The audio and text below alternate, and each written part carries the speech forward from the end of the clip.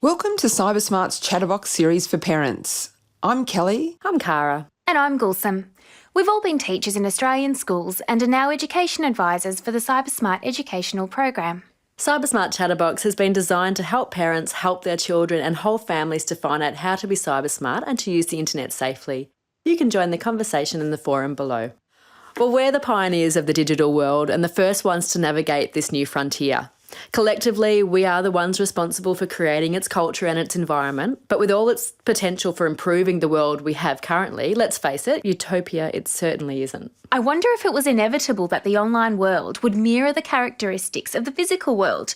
Love, hate, truth and lies, etc. And I'm sure there are numerous philosophical bloggers out there pondering this very question, and that I think is one of the internet's advantages, that any topic you're interested in can be found. True, but there's no denying that the digital world has made content like sites promoting anorexia, racism and hate more accessible.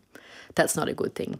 And similarly, pornography is now accessible, anonymous and affordable for all. And for adults, this isn't generally an issue, but for accidental tourists to the internet's underbelly, it can be damaging and disturbing. Yes, on laptops and phones, pornography is increasingly accessible and free to view for all. And we know it is shaping and influencing young people's ideas and expectations of love, sex and relationships. With a couple of clicks, children and young people of all ages can now gain access to very explicit imagery. And for some, this exposure to online pornography occurs before any formal education on the topic, and the images fail to demonstrate the elements of a healthy sexual relationship like love and respect. I think we are right to worry about the over-sexualisation of children in the digital age. And how do we extend sex education to include this type of information? How do we do this sensitively? And how do we do this if it's just plainly an area for discussion we find awkward and uncomfortable? Yes, but is there an alternative, Kelly? Perhaps your children getting well-meaning advice from their not-so-informed peers? My observations as both parent and teacher suggest that regardless of who it comes from, sex education at the moment is still too biologically based and it doesn't focus enough on navigating relationships. And tied into that, such things as gender representations and body image portrayals. I think parents need to take responsibility for this type of education, and it just can't be presumed that school curriculum will cover it. Exposure to online pornography for children is a child protection issue that we need to take seriously. Parents need easy access to parental controls and resources to help them broach the subject with their children, as it's really important to keep the channels of communication open. This is the time to explain that this is adult content and not realistic or educational. The viewing of inappropriate content without the proper understanding can create insecurity, self-esteem issues, shame, anxiety, fear, and increases stress and pressure for both girls and boys. And the consequences of sexting and the motivation for doing it should also factor into these conversations. I think it's important to approach this topic and conversation in a relaxed way and not to shame kids or freak out too much when they access something that you feel is inappropriate. Finding opportunities to explain what pornography is and why it's not for kids to be watching and being open to asking questions about it will help dissolve the mystery around adult material and mean they'll know what they're talking about and can hold their own when it comes up in conversation with their friends. And depending on the age, online filters and enabling safe search modes can be very useful in this area, and something as a family should definitely be discussed and considered. And let's face it, the credible sites can be a great place for young people to safely have their questions answered and also minimise their embarrassment. But there will be times, and we know this, when young people deliberately go to adult sites, and they can be driven by curiosity, uncertainty, or a quest for knowledge. Hormones. That was true. That's true. But sadly, there will be times when the world of adult sex is brought to them.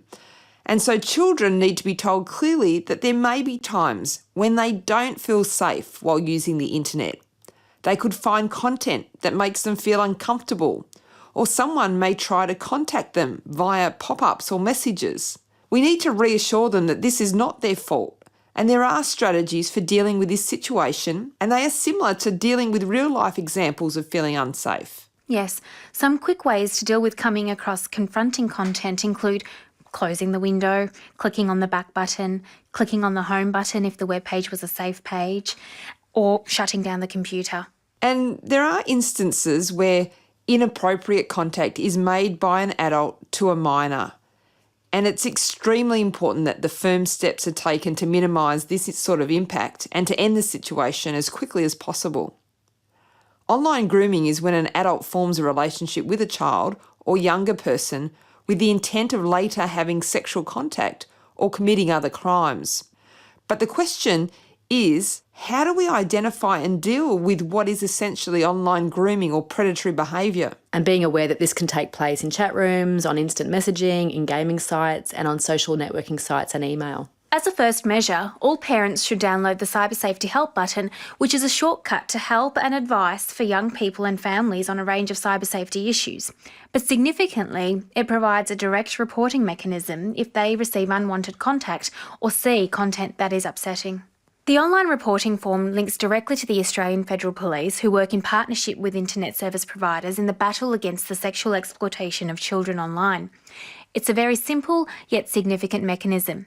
Suspicious behaviour can also be reported to your local police or to Crime Stoppers by phoning 1800 333 000. Awareness in this area is paramount. Any child who is accessing the internet, whether it's on a family computer or a handheld device, needs to understand that caution should be taken when interacting with others online. And this isn't limited to the random they may come into contact with in a gaming site, but can just as easily be the people they have friended within their social media sites, who they only know very loosely or through someone else. Yes, the term friend these days is all a bit too loosely applied, isn't it? Your soccer coach's neighbour's son, although distantly connected to you, does not immediately deserve uninhibited trust. When it comes to random contacts and strangers, caution definitely needs to be exercised. Some advances can be quite obvious, but often an online predator will work more subtly in gaining trust by using flattery and isolating the child from their support networks by making the child feel as though they are the only person that understands them. These tactics, used to build relationships with young people, can be much harder for those young people to read and interpret. Grooming techniques might include making the young person feel grown up and respected, suggesting that they can get the young person a job in modelling or acting, telling that young person that they're in love with them, or providing virtual or real gifts to that young person. And then, as the relationship progresses, they may use more forceful coercion to encourage the young person to provide images or to meet in person or to communicate using a webcam. You can see how these tactics may work given the vulnerabilities and insecurities that many kids have during their adolescent years, and the ways to deal with unwanted contact seem obvious, but only when that young person has been able to read the strategies that are being used on them. And I think young people need to know the ways to deal with unwanted contact. So some of the things might be, tell the person you feel uncomfortable and would like them to stop in the first instance. Save the person's details and the messages they sent, because evidence is really important. Block and report them, and maybe you have to change your contact details.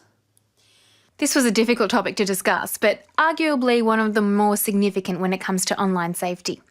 Thank you for tuning in. For more information on inappropriate contact and content, please visit our website on www.cybersmart.gov.au.